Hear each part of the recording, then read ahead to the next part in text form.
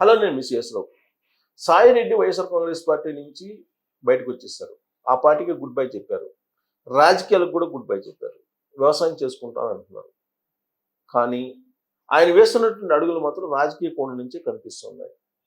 దాన్ని బట్టి కనుక చూస్తే సాయి రెడ్డి ప్రత్యర్థి పార్టీలని బలహీనపరచడానికి జగన్మోహన్ రెడ్డి గారితో కుమ్మక్క అయిపోయి బయటకు వచ్చారా అనేటువంటి అనుమానాలు కూడా లేకపోలేదు. షర్మిల గారితో కలిసిన తర్వాత సాయి రెడ్డి గారు ఆంధ్రప్రదేశ్లో రాజకీయ పరిణామాలు మారిపోతున్నాయి మనం అబ్జర్వ్ చేస్తే. ఎలా అంటే వీళ్ళిద్దరు భేటీ తర్వాత శైలజానాథ్ వైఎస్ఆర్ కాంగ్రెస్ పార్టీలో చేరారు. కాంగ్రెస్ పార్టీ నుంచి గతంలో ఆయన ఆంధ్రప్రదేశ్ పిసిసి అధ్యక్షుడిగా చేశారు. విడిపోయినట్టు ఆంధ్రప్రదేశ్ కాంగ్రెస్ పార్టీలో కీలకమైనటువంటి లీడర్, మాజీ మంత్రి కూడా శైలజానాథ్. పైగా ఒక ఎస్సీ సామాజిక వర్గానికి ఎంతో కొంత గుర్తింపు ఉన్నటువంటి లీడర్. అలాంటి లీడరు చేరితే బీజేపీలో చేరాలి, లేదా జనసేనలో చేరాలి, లేదా తెలుగుదేశం పార్టీలో చేరాలి. ఎందుకంటే అధికారంలో కూటమి ఉంది కాబట్టి. బట్ వైఎస్ఆర్ కాంగ్రెస్ పార్టీలో ఆయన చేరారు. ఆయన చేరినటువంటి సందర్భంలో వైఎస్ఆర్ కాంగ్రెస్ పార్టీ మీద ఉన్నటువంటి అభిప్రాయం ఏంటి? ఆ పార్టీకి విలువలు లేవు, విశ్వసనీయత లేదు, ప్లస్ క్రెడిబిలిటీ లేనటువంటి పార్టీగా ఇప్పుడు షర్మిల చెప్తూ ఉన్నారు. అలాంటి పార్టీలోకి శైలజానాథ్ వెళ్ళారు. జగన్మోహన్ రెడ్డి గారి కోసమే నేను రాజకీయాలు చేస్తాను అని చెప్పి ఆయన చెప్తూ ఉన్నారు చేరిన తర్వాత. ఇలాంటి వాయిసే రఘువీరారెడ్డి గారు కూడా వినిపిస్తూ ఉన్నారు. రఘువీరారెడ్డి గారు కూడా జగన్మోహన్ రెడ్డి గారిని సీఎంగా చేయడానికి మళ్ళీ రాజకీయాల్లోకి ఎంటర్ కావాలి అనేటువంటి అభిప్రాయంతో ఉన్నారు అని చెప్పి కూడా తెలుస్తుంది. రఘువీరారెడ్డి గారు కాంగ్రెస్ పార్టీ పిసిసి అధ్యక్షుడు, విడిపోయినట్టు ఆంధ్రప్రదేశ్కి. ఆయన కాంగ్రెస్ పార్టీకి దూరం అయిపోయి తాను వ్యవసాయం చేసుకుంటున్నానని చెప్పేసి ఆయన ఏదో వ్యవసాయం, పూజలు, పునస్కారాలు చేసుకుంటున్నారు. కానీ ఈ మధ్యకాలంలో సోషల్ మీడియాలో అక్కడక్కడ కొన్ని ఇంటర్వ్యూలు ఇచ్చారు. ఆ సందర్భంగా జగన్మోహన్ రెడ్డి గారి నాయకత్వం, జగన్మోహన్ రెడ్డి గారిని సీఎంగా చూడాలనేటువంటి కోరిక అప్పట్లో ఉంది. దాన్ని ఇప్పుడు వ్యక్తపరుస్తున్నారు. అంటే జగన్మోహన్ రెడ్డి గారికి పాజిటివ్ యాంగిల్లో ఈయన ఇంటర్వ్యూ ఇస్తున్నారు.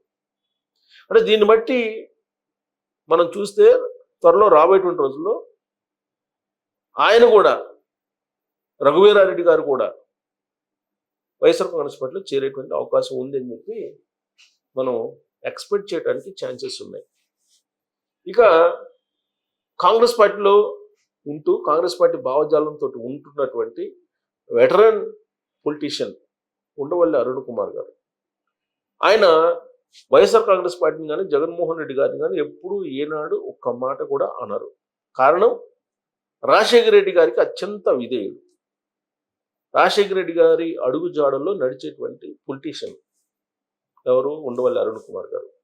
అందుకే మీరు గమనిస్తే తెలుగుదేశం పార్టీ అధికారంలో ఉన్నప్పుడు తెలుగుదేశం పార్టీని ఇబ్బంది పెడుతూ, తెలుగుదేశం పార్టీ విధానాలను అభ్యంతర పెడుతూ ఆయన ప్రెస్ మీట్లు పెట్టి ప్రజల్లోకి వెళ్తారు తప్పితే, జగన్మోహన్ రెడ్డి గారు అధికారంలో ఉన్నప్పుడు ఏ రోజు కూడా ఆ పార్టీని ఇబ్బంది పెట్టేలా, లేదంటే ఆ జగన్మోహన్ రెడ్డి గారిని విమర్శించేలా ఆయన మాట్లాడరు అనేది ఒక అభిప్రాయం ఆయన మీద ఉంది.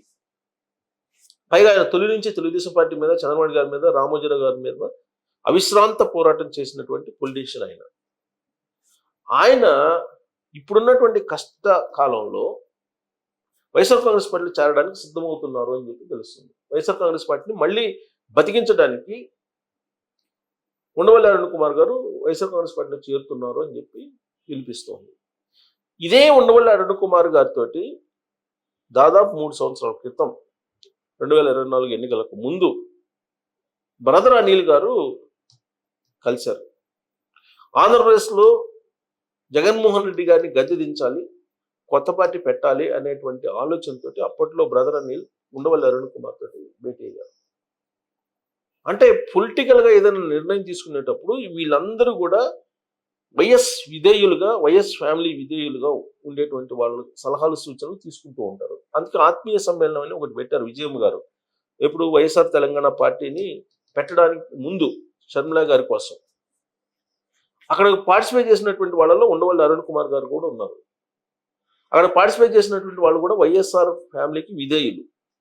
అంటే దాని అర్థం వైఎస్ఆర్ ఫ్యామిలీకి, వైఎస్ఆర్ ఫ్యామిలీ మెంబర్స్కి రాజకీయంగా కానీ లేదా ఆర్థికంగా కానీ లేదా ఇతరత్ర ఏ ఇబ్బందులు ఉన్నా కానీ వీళ్ళు ఎప్పుడు అండగా ఉంటారు అనేటువంటి ఒక ఒపీనియన్ అప్పట్లో ఆ సమావేశం జరిగినటువంటి తీరును బట్టి మనకు స్పష్టం అవుతుంది.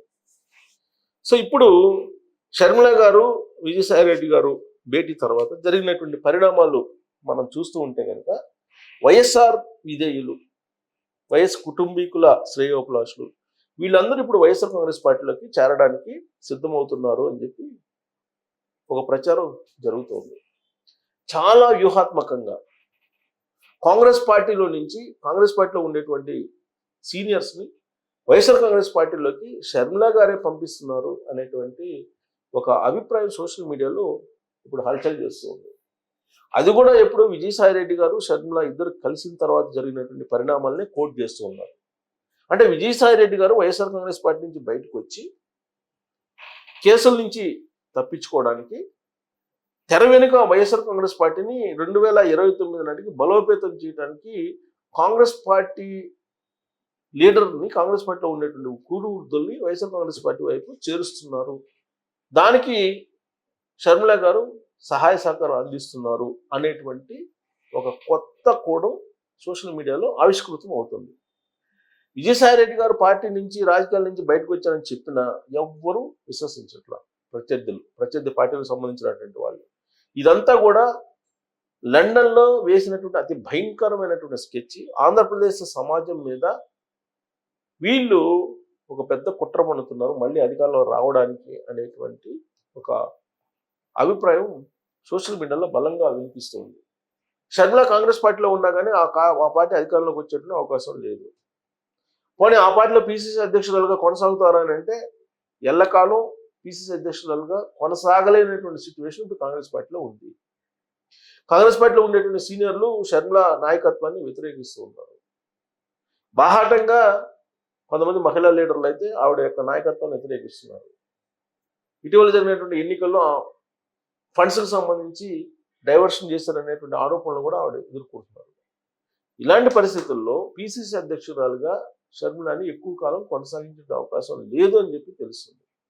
ఒకవేళ అదే జరిగితే షర్మిల గారు next YSR Congress party dais మీద కూర్చునే అవకాశం ఉంది. వైఎస్ఆర్ కాంగ్రెస్ పార్టీలో ఆవిడకి ఎలాంటి పదవి ఇవ్వబోతున్నాము, ఇచ్చే అవకాశం ఉంది అనేది కూడా తాడేపల్లి నుంచి డైరెక్ట్గా భారతి గారే రాయబారం పంపించారనేది కూడా ఇంకొకటి వినిపిస్తుంది సోషల్ మీడియాలో. సో కాబట్టి రాబోయేటువంటి రోజుల్లో షర్మిల గారు వైఎస్ఆర్ కాంగ్రెస్ పార్టీలో కీలక రోల్ పోషిస్తారనేది సరికొత్త కోణం ఇప్పుడు ఆవిష్కృతం అవుతుంది. అది కూడా ఉండవల్లి రాబోతున్నారు వైఎస్ఆర్ కాంగ్రెస్ పార్టీలోకి. ఆయన వచ్చిన తర్వాత ఈ మొత్తం సినారియో మారిపోతుంది అని చెప్పి తెలుస్తుంది. కాంగ్రెస్ పార్టీ వాళ్ళు ఒక్కొక్కరు శైలజానాథ్ గారి తర్వాత ఒక్కొక్కరు వైఎస్ఆర్ కాంగ్రెస్ పార్టీ వైపు వస్తున్నారు అని అంటే ఇదంతా కూడా తెర వెనుక ఒక పెద్ద స్కెచ్ వేశారు. ఈ స్కెచ్లో భాగంగానే ఇదంతా జరుగుతుంది అనేది కూడా మరొక చర్చ జరుగుతుంది. సో మొత్తం మీద YS family, YS members credibility, విలువలు, విశ్వసనీయత వీటిని వినిపిస్తున్నారు కానీ బట్ తెర వెనుక 2029 నాటికి మళ్ళీ అధికారంలో రావడానికి అటు బీజేపీని ఇటు కాంగ్రెస్ని ప్రత్యక్షంగా పరోక్షంగా వాడుకుంటూ ఉపయోగించుకుంటూ రాజకీయంగా వైఎస్ఆర్ కాంగ్రెస్ పార్టీని మళ్ళీ అధికారంలో తీసుకురావాలనే ప్రయత్నం చేస్తున్నారు. దానికి అందరూ కలిసి గూడుపుడాన్ని చేస్తున్నారు అనేటువంటి ఒక చర్చ, ఒక న్యూస్ సోషల్ మీడియా వేదికగా నడుస్తుంది. దీంట్లో ఎంతవరకు మనం నమ్మొచ్చు అనే దాని మీద మీ అభిప్రాయం తెలియజేయచ్చు. Thank you very much.